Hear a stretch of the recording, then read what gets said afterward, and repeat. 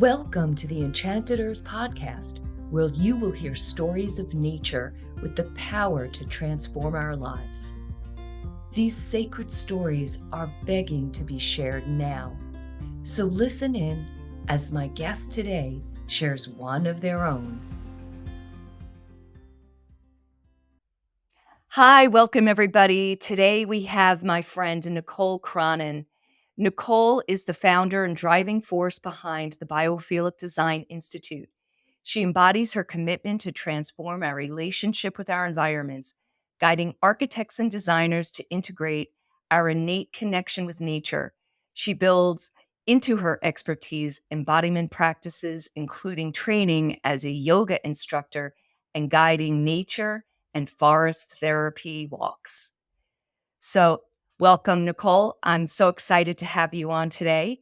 And I know you have a little story to share about how you got into being a forest therapy guide.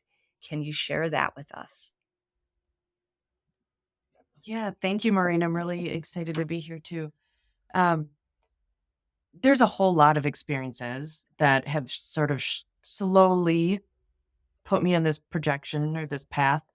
But there was one that stood out to me, and it's one of those stories that I come back to a lot of a meaningful experience. So I've always kind of been involved in nature. We grew up camping. We lived in the woods. We went camping at a state park. I live in Wisconsin. And I had this experience. I'm a morning riser. My husband tends to sleep in more. I usually get up with the sun, and I went and sat on the picnic table. So I've been a meditator for 20 some years.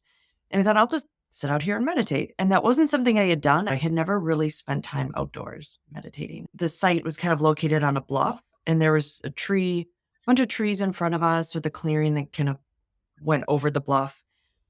And these two massive turkey vultures flew up maybe 20 feet away from me and opened their wings and started pruning them.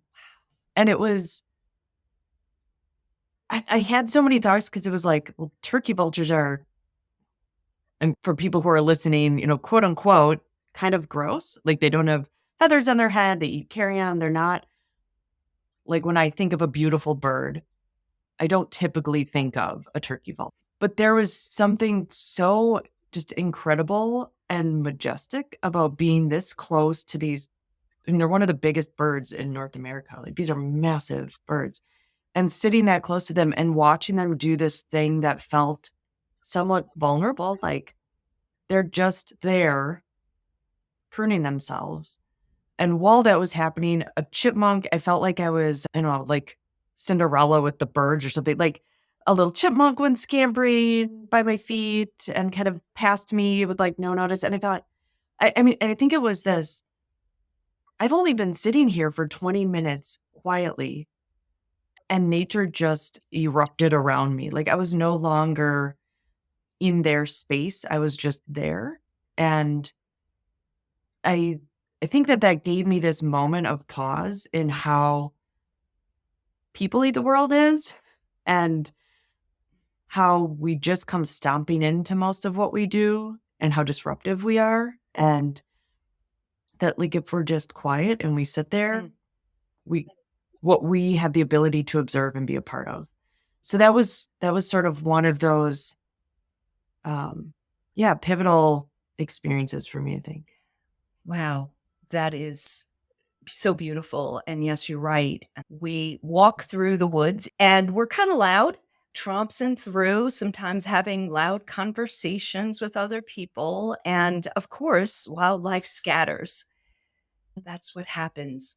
But to really rest. And I felt when you were sharing that it was such an intimate moment with the wildlife. Yeah. Right. I mean, I think everybody in the campground is still sleeping, so it felt just like me.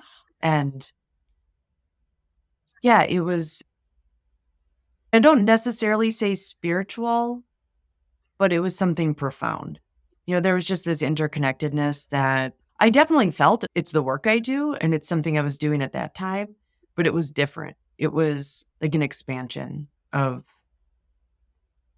something that I sort of knew to be true, but I was feeling it in a different sort of way. Yeah, yeah, Like, you already were nature aware to a level, but this just brought yes, you even deeper into right, um, right. beautiful, beautiful. So then that was an experience that led you to training with ANFT, correct? So there's a little like sort of side story here that further connected me that was much less of a like specific profound event and all these little as I was doing my master's degree work, I created a website, and that website was full of photography of biophilic design, which is our human connection to nature, how we design with everything that we're talking about here. How do we think about that in terms of what we build? And I ran into a copyright issue. I was going to use other people's photography and realized that like there was no Creative Commons license available for the types of things I wanted. And a professor was like, "Well, don't you do photography?" And I do, but like I'm not a photographer. It's just sort of for fun. And I started looking through my pictures and I started to realize that I had been taking photographs of things. Either at that point I'd been to 20 some countries and I traveled all over camping and backpacking in the US, and I always carried my camera with me, and I realized I was capturing the essence of these spaces that I was feeling something deeply in. And I actually had all the photography I needed. I had already captured all of these ideas for the previous 15 years. I just had no idea I was doing that. I was finding these special moments. It was the way the light trickled through a leaf. It was, a caterpillar walking past me. It was a beautiful sunset, a weird little mushroom growing in a pile of mulch or something. It was like I was finding these things and finding these beautiful experiences I was having in buildings or in built environments. And I think that set me partially on this trajectory. Is like, what is it? Why am I drawn to photograph those things? What makes these things feel special? And so that experience of kind of starting to realize, oh, I've been trying to capture this, and I didn't know that's what I was doing, kind of further sent me on a trajectory. And I do a lot of public speaking, and I started trying to incorporate nature walks. Like, oh, this is how I experience. This is what got me to appreciate this, is by being in nature. Maybe that'll work for other people too. Maybe connecting them to nature will help them see how to build differently. So I started doing these little walks. I read a couple books, and people's experiences were really incredible. And I knew that was where I had to go further. And then I realized, oh, I could actually get trained in this, in guiding these walks. And so that took me to the Association of Nature and Forest Therapy, where I became a guide about 2 years ago. And then that blew my mind in deepening my connection to nature in ways I hadn't anticipated. Wow, yes. So you mentioned that you did part of your training through the COVID period. So Mhm. how was that experience doing it in your own Yeah, yard rather than at a retreat place? right. It's funny because when I tell people I did it virtually, they're like, well, that doesn't make sense. And I think I thought that at first, like to have some sort of profound experience, you have to go there. Like you don't do that here, wherever here is. You go to some beautiful retreat. I believe they were all done in person prior to COVID, and they had to totally shift the way their organization was training. So they started to do these virtually. So we would put in a headphone, go outside, and somebody would guide us in our backyard, a park nearby, just like I think I thought I would be missing out by not going somewhere, Mhm. but instead what it did is realize how terribly disconnected I was from the place that I live. I live within a 10-minute drive of the house I was born in. I have never moved except for college for like 2 years, and then I came back, and I knew close to nothing about like I felt attached here, but I didn't have this deeper attachment to place until I did this forest therapy training where I spent a lot of time just sitting in my yard getting connected. And I think, you don't go to something like become a forest therapy guide when you have no connection to nature. And so I thought I was connected to nature. And when I started doing some of these practices about really intentionally slowing down and connecting to nature in the place that I live, I I realized I was at the tip of the iceberg in what my awareness was, and that I had no idea what was below that. And it was really, that was probably one of the most impactful things that's ever happened to me is, I mean, you can even, I don't know if you can hear it in my voice. I'm tearing up a little bit thinking about it because it changed. It's like, gosh, what have we lost? You know, what have we been so disconnected from? Like, it's incredibly sad. And I didn't know it was so sad until I started doing this. Wow. Yeah. Nicole, do you have a particular story that you had a realization of this? There was the accumulation of like these little moments. I'd say I started learning a lot about native tea plants or native plant, like medicinal plants. We have bee balm plants in our backyard. And we were tasked as part of the training to find, I don't know, it was like 4 plants that were native plants that you can make tea out of, and to do that and like have the experience and do the research and understand what's safe. And so I had these in my yard. I know we don't spray pesticides, so I felt pretty safe with ingesting these. And so it was something I started to do with my daughter, who was 4 at the time. And it was like this just incredible thing that we have continued to do where we go together and she asks for bee balm tea now, and we go, and it was like this opportunity to talk about what does it mean to be kind to pollinators? What does it mean to be kind to the plant? You know, not just chop them all down. Bees in spring are making their nests in there in those same plants. In the hollow, bee balm is a hollow stem. And, you know, how do we take just one petal and not ruin the whole plant so that bees can continue to use the other petals, or, you know, like the flower petals. And we started to make this tea and have these conversations of what it meant to be connected and to respect something as equally as you would respect another person or an animal that you love.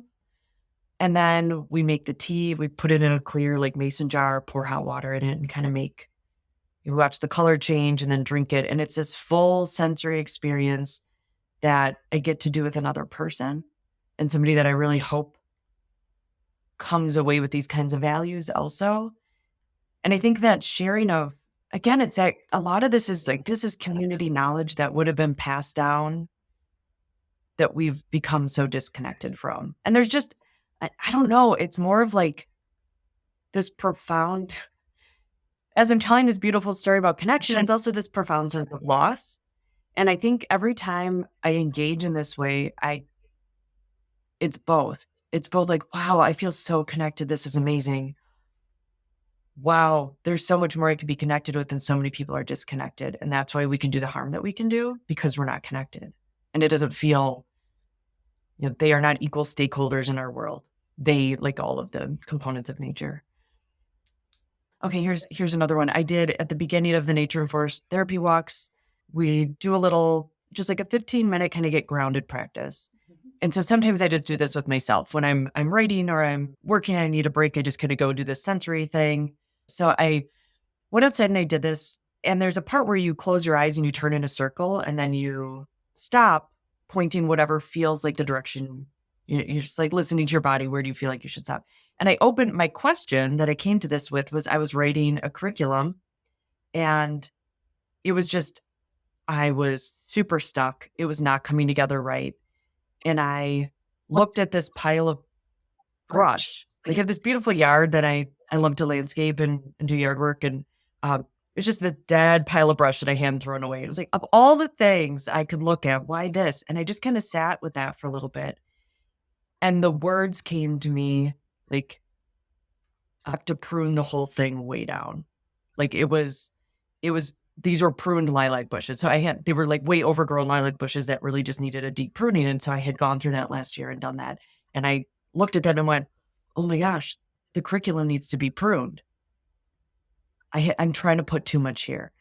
So that's one of the, like, if I thought to myself sitting at my desk, there's too much here, I need to cut stuff out, I wouldn't have trusted it.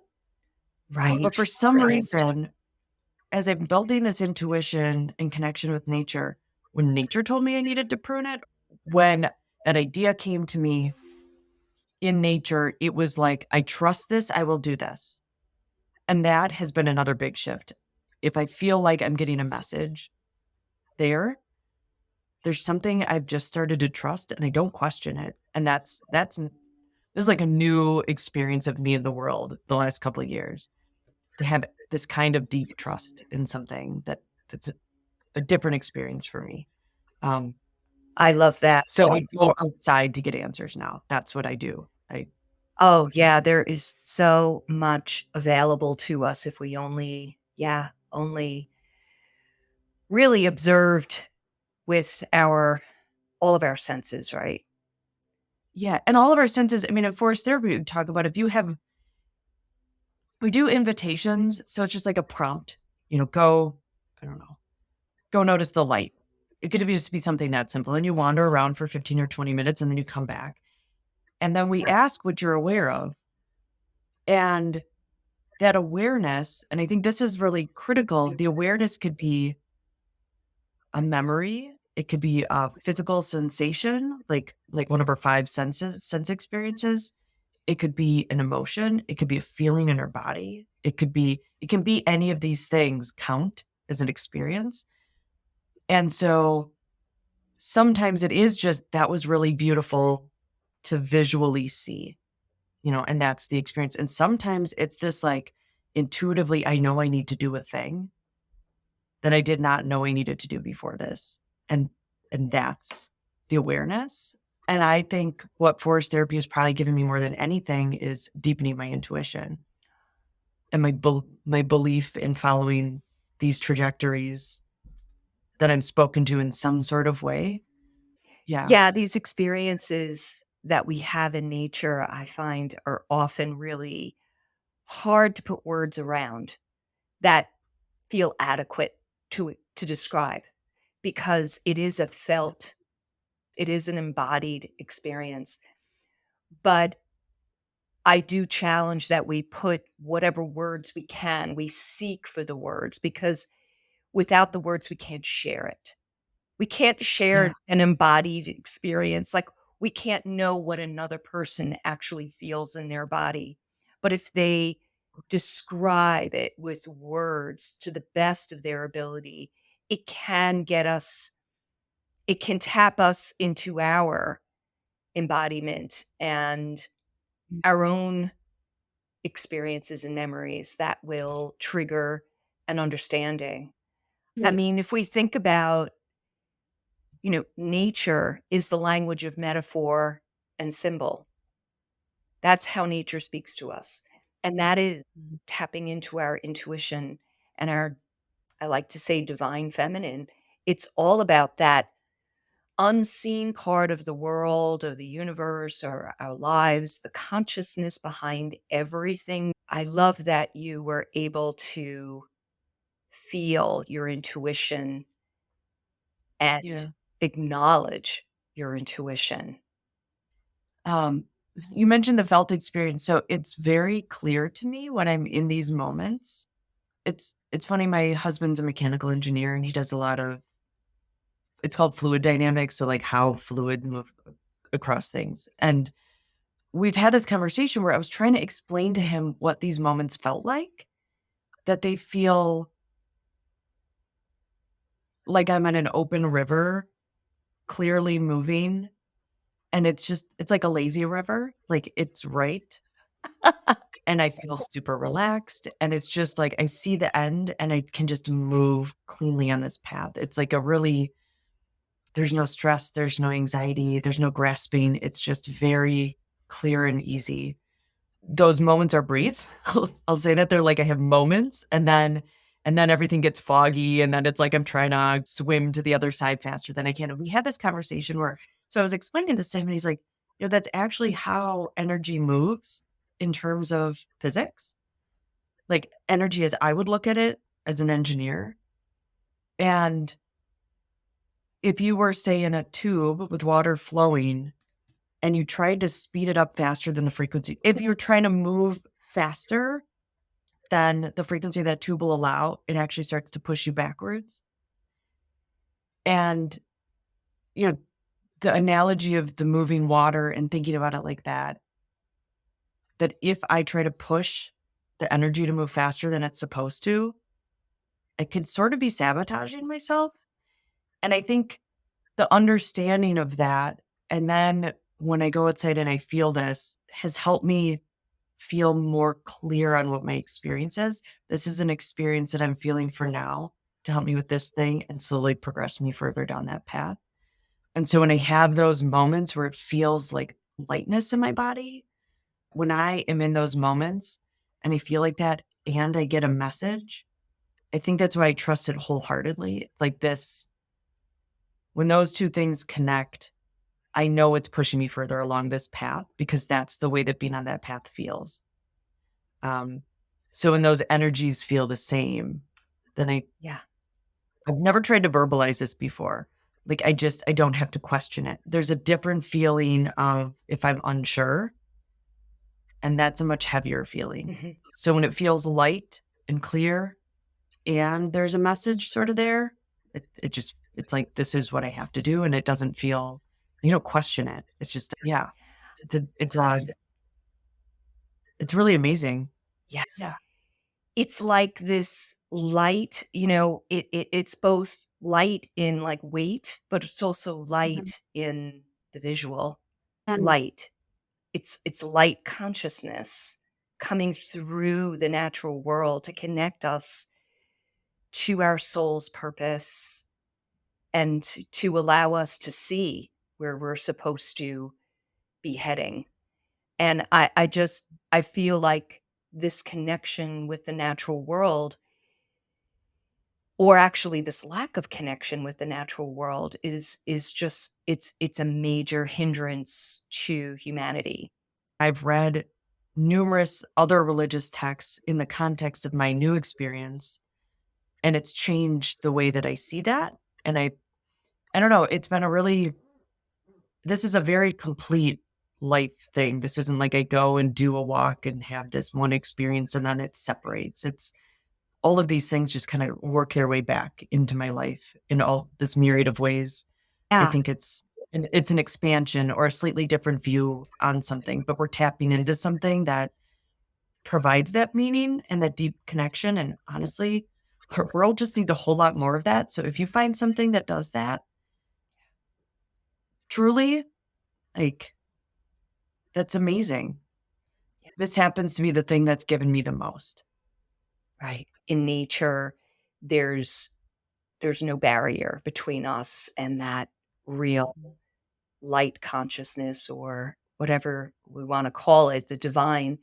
But yeah, I do think there are many ways to get to it, and nature is an important part, I think, of that. Yeah. Yeah. I, I agree. Well, and it just in the terms of our planet, research shows that the more connected you are to nature, the more likely you are to take sustainable action. You can't research somebody into caring. You have to have a personal experience. Yes.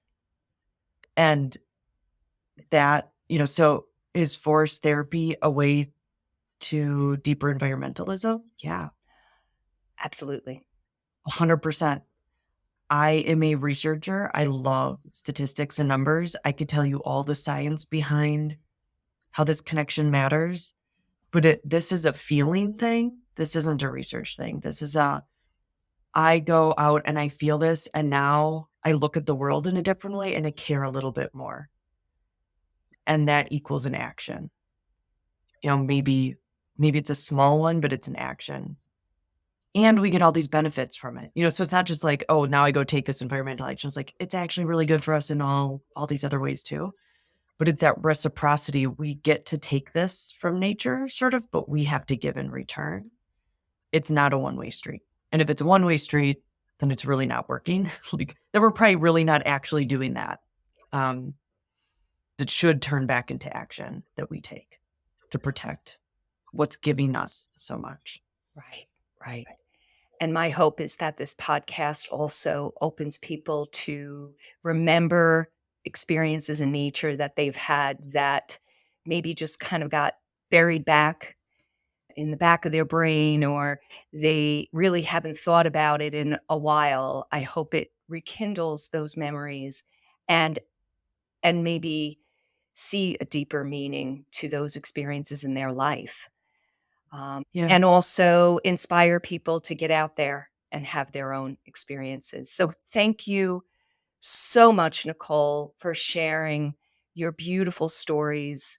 I hope all of you, again, are inspired, maybe bringing remembrance of your own. I look forward to hearing from you all watching this. Please comment below, and I look forward to seeing you next time. Thank you for being a part of the Enchanted Earth podcast. Comment below, share, and most of all, please hit the subscribe button so that you'll hear when we publish another inspiring episode. You can visit us at luminous-spaces.com for more information on our online courses, retreats, and offerings. Thank you and have a magical day.